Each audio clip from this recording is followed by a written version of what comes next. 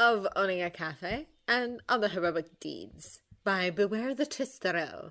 Chapter 9. What a week. Cautiously sneaking a glance into the cafe, his nerves still frayed, Nobby dared to look at the man the bastard who'd sired him and wanted... Nope. No, he didn't want to think of that man. He was free now, and when he was stronger, when he was more able, he'd expose that prick for who he really was. He could only hope that his siblings could wait that long. At least his mother was no longer under the dickhead's thumb. Not that he'd been able to find out why she no longer lived in that house. Screwing his eyes shut and turning away, he quickly washed and dried his dishes before walking towards the parcels his landlord had shown him. He had not ordered anything. He had no money. And no one knew that he'd decided to live here either, so... Grabbing the first one, he opened it with a blink.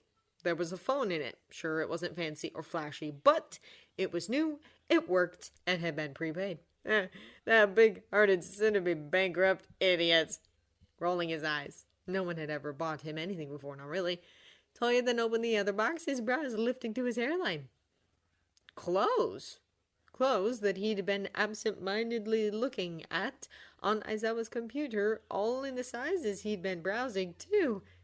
He'd not meant to imply or suggest that... All right. Turning around to look at the cafe owner, his jaw a little slack, the scarred team balked. I didn't want... Look, Dobby. The other cut him mildly, his hands having a good wash as he regarded him over his shoulder. This is a charity, but... I don't want anything in exchange, either, he stated. As my employee, I am responsible for ensuring that you've got everything you need to do your job, if you want to think about it that way. He grinned. I was going to bring up the matter later, however, you'd already done the legwork for me. This is too much, he breathed quietly. You don't even know me. I know enough. The older man shrugged nonchalantly. All I want is to give you something that I wish someone had given me when I had nothing. He told him, a tea cloth now drying his fingers. Nothing more, nothing less. He furthered before with a relieved sigh. He's finally gone now, by the way. You're just a magnet for trouble, aren't you? So it seems. He returned. Go on and take those upstairs and set up your phone.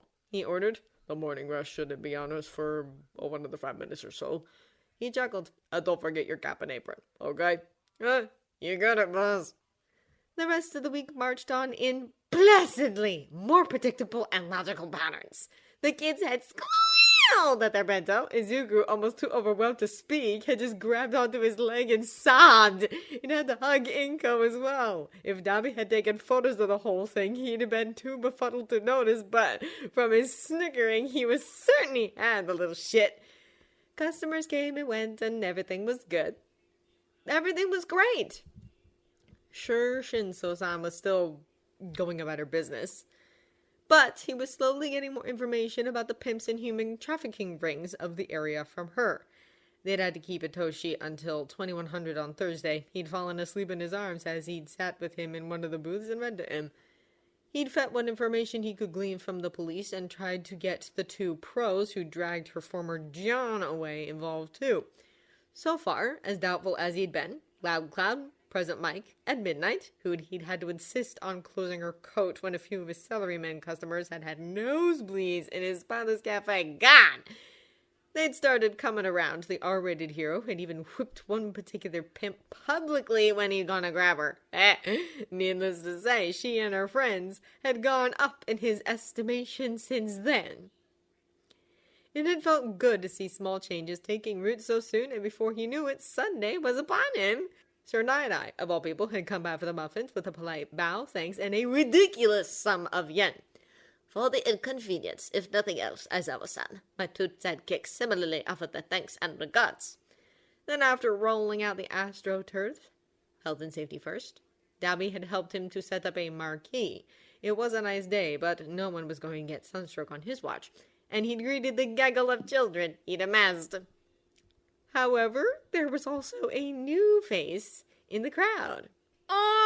The boy had stated. No one had walked in there. Can I join? I have money, he said whilst waving some notes at him.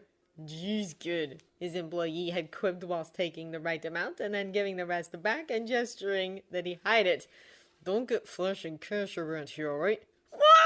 Sorry! He gasped, a shy flash of jagged teeth giving them a smile as he blushed with embarrassment.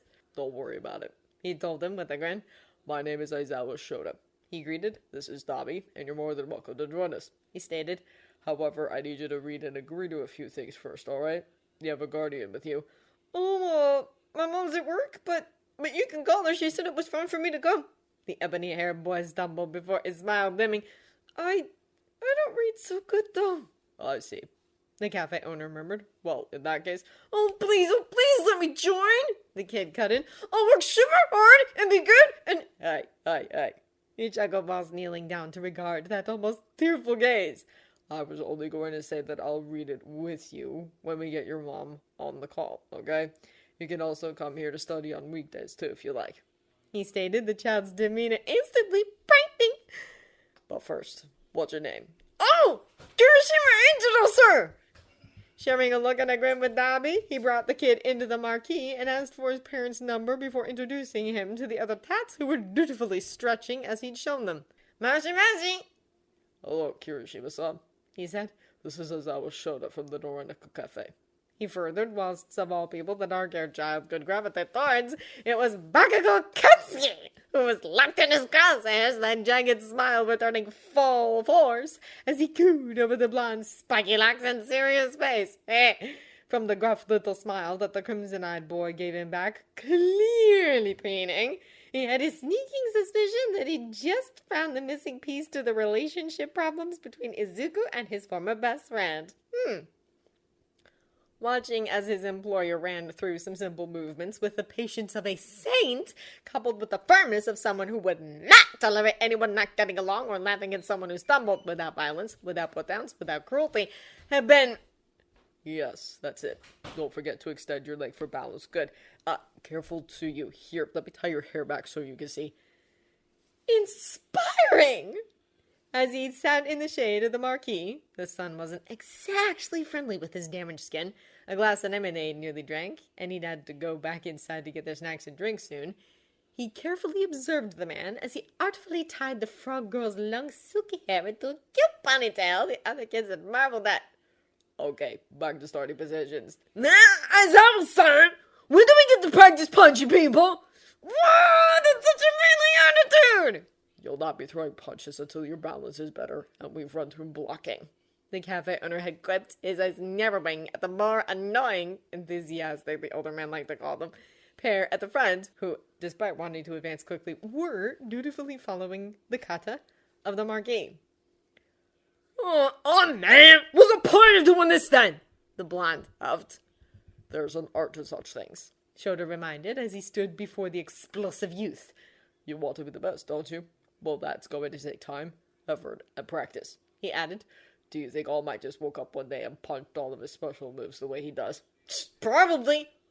No, he didn't. Izuku called, his little body starting to move more confidently.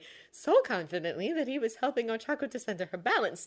In an interview he gave 3 years ago to TV Tokyo, All Might ran through his training strategies, he said, his tongue flicking from his mouth as he concentrated.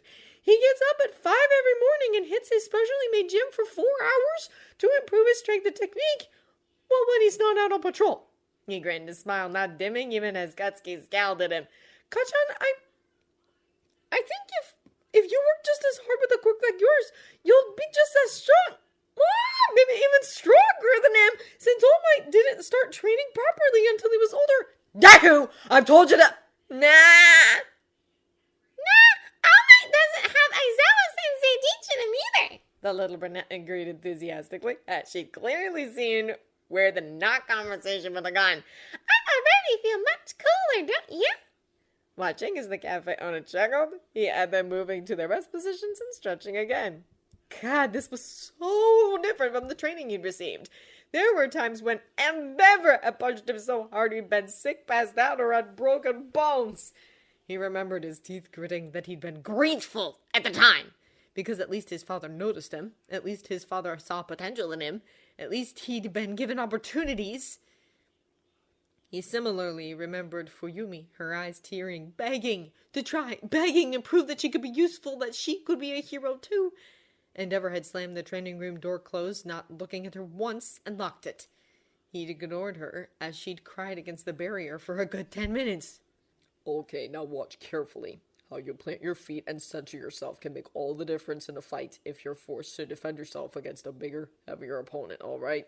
Watching Aizawa gently encourage Denki, who was struggling to get his balance, congratulate Hitoshi, who was starting to smile more often, his little face determined, and make sure that Katsuki curved his snips at Izuku. The banter between him and Eijiro was admittedly hilarious. He felt, "What? I'm doing it! I'm doing it!" Hopeful.